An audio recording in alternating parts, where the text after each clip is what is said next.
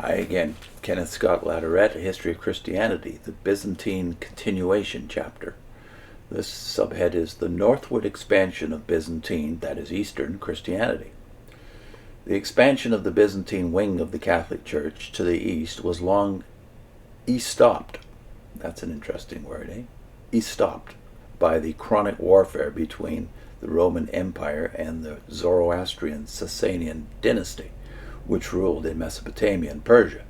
Beginning with the 7th century, expansion to both east and south was effectively blocked by Islam. However, to the north, the situation was not so forbidding. To be sure, pagans, largely Slavs, Avars, and Bulgars, had broken through the imperial defenses and had settled in what had once been imperial and Christian territory. Slavs had infiltrated into Macedonia, Epirus, Greece, and Asia Minor.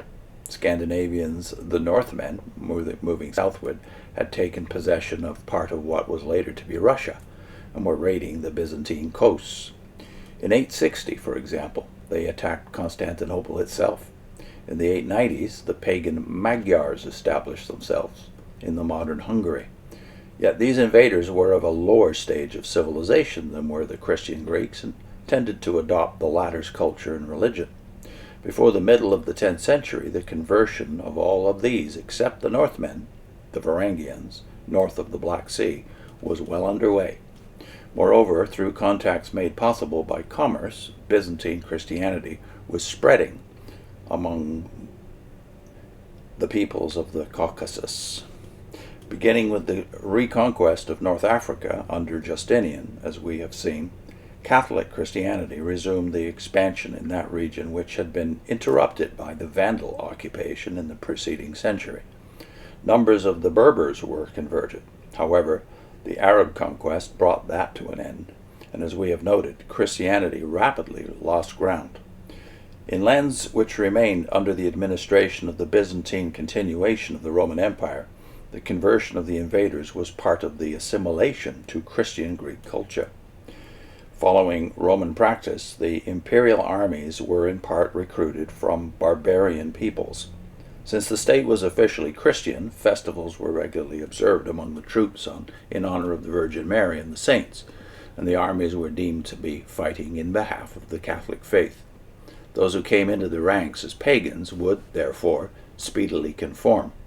In Asia Minor, Greece, Macedonia, and Epirus, conversions seem to have come about unspectacularly and through the ordinary machinery of the diocesan organization. We hear of the monks of Mount Athos, for instance, baptizing a large body of Slavs.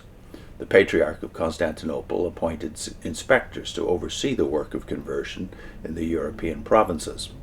We read of men of Slavic blood high in the church, among them at least one Patriarch of Constantinople. The conversion of the Slavs outside the areas which were continuously under the political control of Constantinople proceeded more slowly, but made rapid progress in the second half of the 9th century. Some of it, as we are to see, was through German missionaries and to the Latin wing of the Catholic Church. However, some, usually that in the regions nearest Constantinople, was by missionaries from the Greek Church. The most famous of the early missionaries to the Slavs from the eastern wing of the Catholic Church were the two brothers, Constantine, also known as Cyril, from the name which he assumed late in life, and Methodius. Shortly before the year 852, the Moravians were won to a nominal profession of the Christian faith. Precisely how that was accomplished, we do not know, but within a few years, Italian, German, and Greek missionaries were said to be laboring among them. Sometime in the years 861 through 863, the prince of the Moravians, Ratislav, himself a Christian, asked the Byzantine emperor for missionaries to instruct his people. That emperor was Michael III, whom we have already met in connection with the end of the iconoclastic controversy, and with Photius. Michael, often contemptuously known as the drunkard, was more noted for his dissipations than his piety. However, in his name, and perhaps at the instance of his minister, Bardas, and on the recommendation of Photius, then in the first period of his patriarchate, the brothers were appointed. Methodius and Constantine are said to have been sons of a prominent citizen of Salonica, an officer in the army. Salonica is the later city that grew out of Thessalonica, the biblical city. Methodius was the older and may have been a civil official before entering the monastic life. Constantine, the younger, is reported to have gained distinction as a teacher and philosopher, and to have been a missionary to the Khazars in what is now Russia. Tradition has it that before the brothers left Constantinople, Constantine had devised a script for the writing of Slavonic, and had begun the translation of the Gospels into that tongue. Whether this was the first reduction of Slavonic to writing, we do not know, nor are we sure which of the ancient Slavonic alphabets, the Cyrillic or the Glagolithic, was his work. Ratislav received the brothers with honor, and they began the instruction for which they had come. Constantine continued his translation and put the liturgy and some other religious literature into Slavonic. In doing this, he was following the custom of the East, where the Bible and the services of the church were customarily in the vernacular. However, in Moravia, he met opposition. This was probably from German clergy who were penetrating that region.